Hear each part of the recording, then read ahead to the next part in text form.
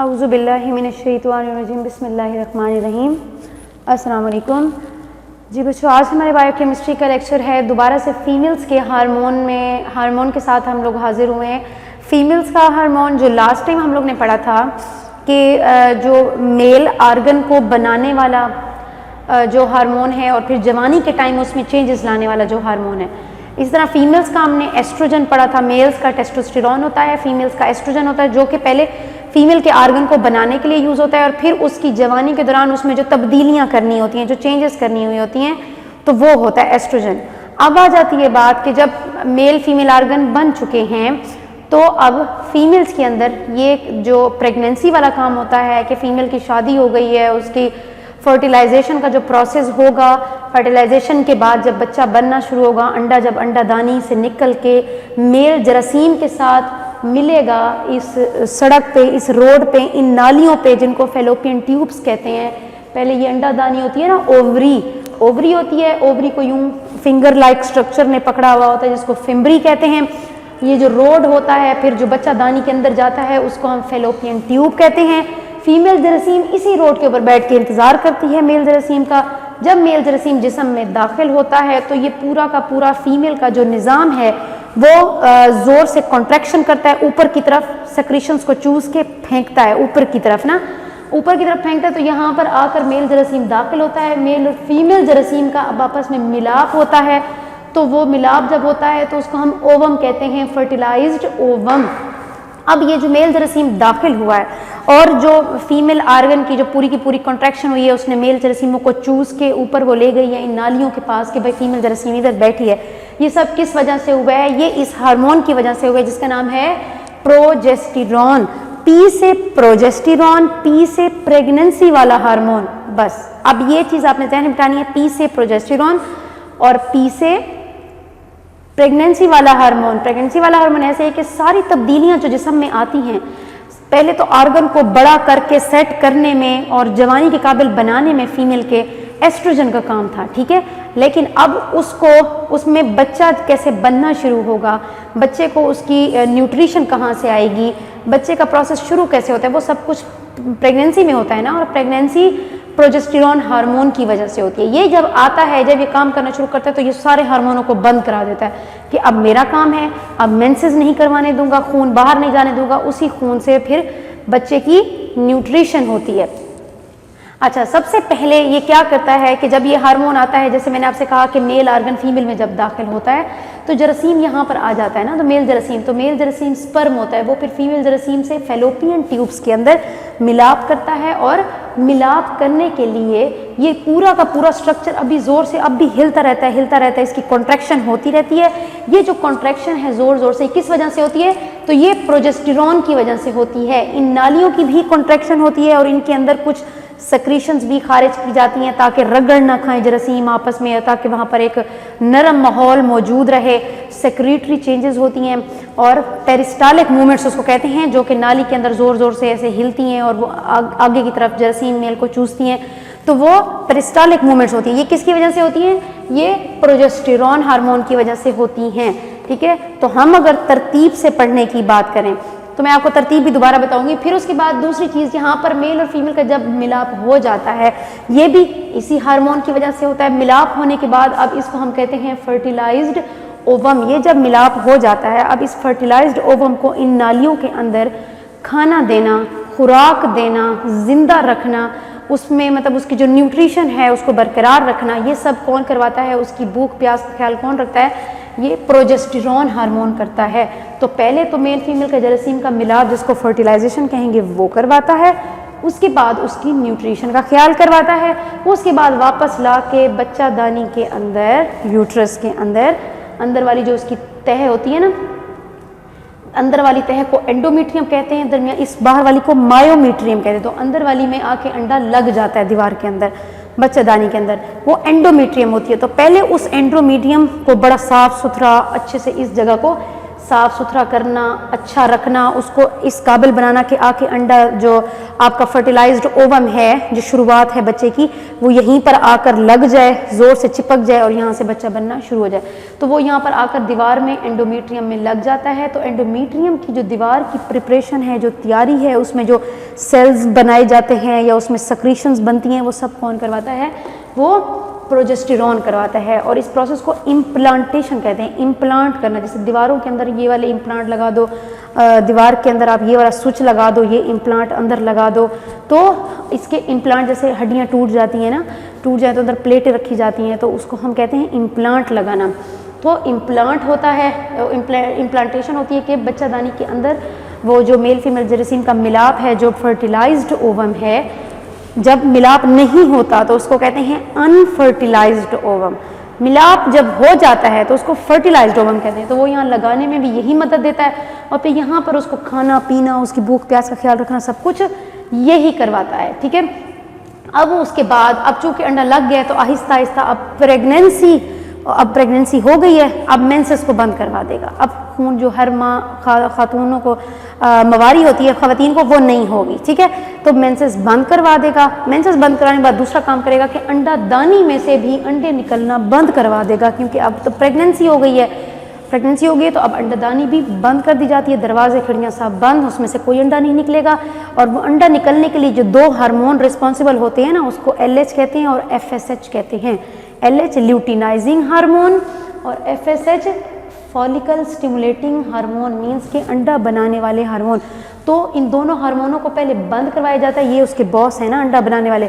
फिर अंडादानी को मुकम्मल तौर पे बंद करा दिया जाता है कि जी बस अब प्रेगनेंसी हो गई है ना, अंडा एक निकल आया था, वो मिल लिया उसने मेल जेरासीम से, अब और कोई अंडा नहीं भेजो। अंडे बंद करवा दिए जाते हैं। अब सारी तवज्जो जिस्म की सिर्फ बच्चे की ताकत पर, न्यूट्रिशन पे, खाने पीने पे होती है और औरत का जिस्म बढ़ने में होती है। 9 महीने के दौरान बच्चे की परवरिश, नशो नुमा पे होती है। तो अब इस 9 महीने के दरमियान औरत में बहुत सी तब्दीलियाँ आती हैं, उसकी बच्चादानी निकल के ऊपर की तरफ आ जाती है, पेट बहुत बढ़ जाता है। तो 9 महीने का प्रोसेस लंबा करना और कोई भी इसके अंदर दखल अंदाजी किसी हार्मोन की ना आने देना, तो ये हमारा प्रोजेस्टेरॉन करवाता है। ठीक है, इसी तरह अब ऑक्सीटोसिन एक ऐसा हार्मोन होता है कि जो औरत की जो बच्चादानी है या पूरा जो निज़ाम है ना औरत का, उसको ज़ोर ज़ोर से हिलाने में मदद देता है। तो वो ज़ाहिरी बात है, बच्चा जब बन रहा है और अगर ये बच्चादानी ज़ोर ज़ोर से हिलने लगे वो, तो फिर सारा का सारा बच्चा बाहर निकाल देगा, एबॉर्शन हो जाएगा, मिसकैरेज हो जाएगा, बच्चा ज़ाया हो जाएगा। तो इसीलिए प्रोजेस्टेरॉन कोई रिस्क नहीं लेता, ये इस हार्मोन की बनने को भी बंद करवा देता है। मीन्स के प्रोजेस्टेरॉन आता है ना, प्रेगनेंसी करवाता है तो और हर चीज़ को बंद करवा देता है, मीन्स और कोई काम ना करे। तो अब ये बच्चादानी जो है, ये हिलने वाला काम जो इसका ऐसे ऐसे ऐसे ऐसे होता था ना पहले, मेल जेरासीम को चूस के ऊपर ले जाना, वो अब नहीं होगा, ये भी नहीं होगा। और अंडादानी भी मुकम्मल, उस पर भी बैन लगा दिया जाएगा। FSH हार्मोन, LH हार्मोन और ये ऑक्सीटोसिन, तीनों हार्मोनों पर बैन लगा दिया जाएगा, वो यहाँ पर कोई काम नहीं कर सकते हैं। और इसी वजह से जब वो हिल नहीं सकते हैं तो फिर अंडा बाहर नहीं निकलने देंगे, जिस्म से बाहर निकल के बाहर खारिज नहीं हो सकता है, तो हमारा बच्चा जो है इजीली बन सकता है। दूसरी बात, अब फीमेल जब प्रेग्नेंट होती है तो उसकी जो छाती वाला हिस्सा होता है, जो ब्रेस्ट होता है, वो थोड़ा सा बड़ा होता है और वो दूध बनाने के काबिल बनाया जाता है। जैसे जैसे दरमियान में बच्चा बड़ा हो जाता है, औरत के हमल का पीरियड 3 माह 4 माह, जब 9वें माह तक आ जाता है, तो उसका ब्रेस्ट भी मुकम्मल तौर पर बड़े साइज़ का और उसमें दूध की नालियाँ बन चुकी होती हैं, दूध निकलने के लिए तैयार होता है। तो सेक्रेटरी चेंजेस और साइज़ ब्रेस्ट का भी बढ़ता है। अब ये देखिए फीमेल के जिस्म में यहाँ ये स्ट्रक्चर पड़ा हुआ है जो मैं आपको यहाँ पे बता रही हूँ। अब सारी हमने स्ट्रक्चर पहले पढ़ लिया था कि किस हिस्से को हम क्या क्या कहते हैं। तो अगर किसी बंदे को ज़रा सी भी कन्फ्यूजन होगी तो वो लास्ट वाला लेक्चर पहले पढ़ेगा, जिसमें एस्ट्रोजन के बारे में मैंने बताया है। एस्ट्रोजन के साथ साथ मैंने फीमेल के पूरे स्ट्रक्चर के बारे में भी बताया है। ठीक है, अच्छा, अब हम लोग ने प्रेगनेंसी करवाई हुई है। प्रेगनेंसी के अंदर औरत का ब्रेस्ट भी बढ़ गया, औरत का पेट भी बढ़ गया और बैन लग गया है 3 हार्मोन्स के ऊपर, एक बच्चादानी को हरकत देने वाले ऑक्सीटोसिन पे, एक अंडा बनाने वालों पे फॉलिकल स्टिमुलेटिंग हार्मोन और ल्यूटिनाइजिंग हार्मोन, और अंडादानी को भी सील कर दिया गया है, बंद कर दिया गया है।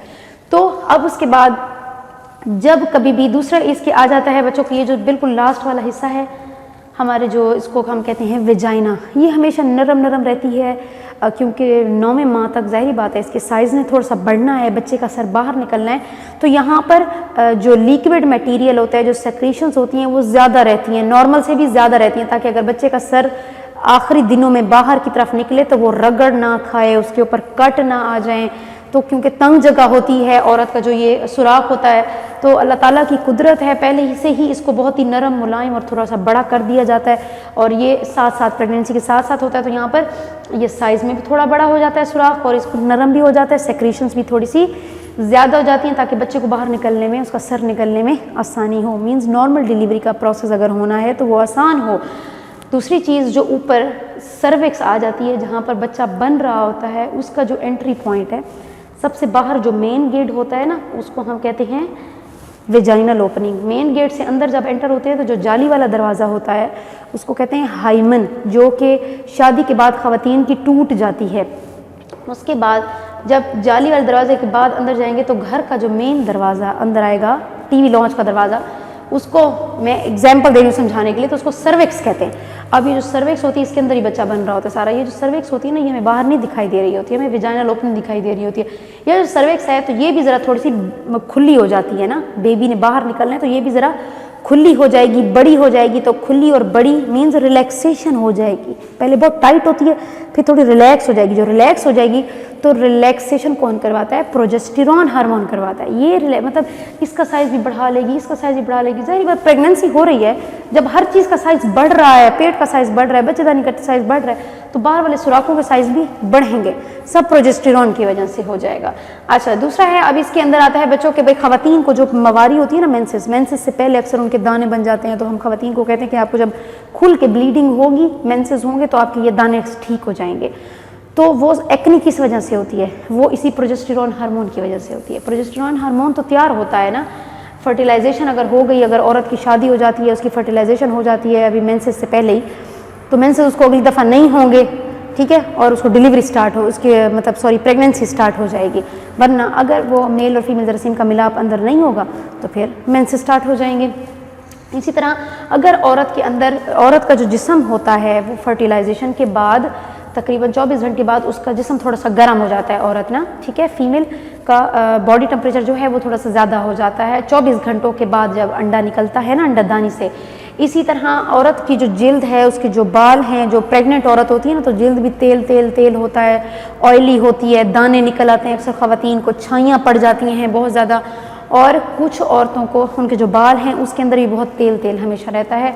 हम अक्सर कहते हैं पता नहीं आप मुंह नहीं धोते हैं, आप अपने सर नहीं धोती हैं, तो वो ख़वातीन में वैसे ही सेक्रीशन ज़्यादा सेक्रीट होने लग जाती हैं इस प्रोजेस्टेरॉन हार्मोन की वजह से। दूसरी बात है, जिसम में जहाँ कहीं भी अगर उसको हम खुराक का कहेंगे ख्याल ज़्यादा रखो, अंडा खाओ, आप चिकन खाओ, दालें, जब ये सारी है ना, इसमें से प्रोटीन ज़्यादा लेके जिसम में ये ज़्यादा बच्चे की बनावट के लिए इस्तेमाल होती है, क्योंकि प्रोटीन हमारे पट्टे बना रही है, हमारी हड्डियाँ बना रही है, हमारा साइज़ बढ़ा रही है। प्रोटीन का तो हर जगह इस्तेमाल है। तो इस प्रोटीन के लिए, ये प्रोटीन जो है जिस्म में बच्चे की बनाने के लिए जो काबिल बनाई जाती है, ये भी प्रोजेस्टेरॉन हार्मोन की मदद से होता है। ठीक हो गया। और इसके अलावा आपका इसमें ऑयली सेक्रीशंस आने लग जाती हैं, प्रोटीन का इस्तेमाल होने लग जाता है, और औरत के जिस्म के ऊपर बाल बहुत ज़्यादा, जैसे तेल चेहरे पे भी सर में ज़्यादा आने लग जाता है, इस तरह पूरे जिस्म पे बाल बहुत ज़्यादा आने लग जाते हैं, चेहरे पे भी बहुत ज़्यादा बाल आने लग जाते हैं ना। तो फिर हमारी दाइयाँ जो हैं वो एक तुक्के मारती होती हैं कि ये औरत के बाल ज़्यादा हैं तो इसको बेटी होगी या बेटा होगा, और अक्सर तुक्के ठीक भी निकलते हैं उनके एक्सपीरियंस की बिना पे। सो बच्चों, ये था प्रोजेस्टेरॉन हार्मोन। ये होता स्टेरॉइड है और होता भी खवातीन का हार्मोन है, फीमेल सेक्स हार्मोन है भी स्टेरॉइड, और पी से प्रोजेस्टेरॉन, पी से प्रेगनेंसी। ठीक हो गया। तो I hope I am clear. इसको एक अच्छी सी रीडिंग दें, इसको समझने की कोशिश करो, और यूँ पॉइंट्स में बना के, यूँ खोल के थोड़ा सा पढ़ोगे, डायग्राम्स में पढ़ोगे तो समझ आएगी। सबसे पहले आपको फीमेल के स्ट्रक्चर का पता होना चाहिए, कौन स्ट्रक्चर को क्या कहते हैं, फिर उसके अंदर एस्ट्रोजन करता क्या है, फिर बाद में ये प्रोजेस्टेरॉन प्रेगनेंसी के लिए आता है, तो ये आके अपने कौन से रंग दिखाता है और किन 3 हार्मोनों को बंद करवा देता है।